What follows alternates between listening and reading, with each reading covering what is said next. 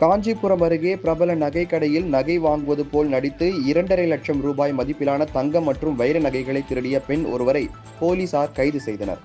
காஞ்சிபுரம் நெல்லுக்கார தெரு பகுதியில் பிரபல நகை கடை ஒன்று செயல்பட்டு வருகின்றது.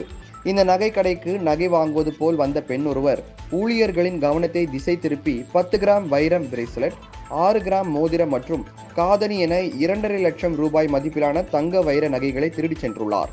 நகைகளை சரிபார்த்த போது சில நகைகள் இல்லாததை அறிந்த ஊழியர்கள் அளித்த விபத்தின் அடிப்படையில் நகை கடை மேலாளர் சிவகாஞ்சி காவல் நிலையத்தில் புகார் தெரிவித்தார். உடனடியாக நகை கடைக்கு வந்த போலீசார் அங்கு சிசிடிவியில் இருந்த காட்சிகளை கைப்பற்றி ஆய்வு செய்தனர். அதன் அடிப்படையில் காஞ்சிபுரம் மாநகராட்சிக்குட்பட்ட பல்லவர் மேடு பகுதியை சேர்ந்த ரமாதேவி என்ற பெண்ணை கைது செய்து போலீசார் அவரிடமிருந்து தங்க வைர நகைகளையும் பறிமுதல் செய்தனர். பின்னர் ரமாதேவியை நீதிமன்றத்தில் ஆஜர்படுத்தி சிறையில் அடைத்தனர்.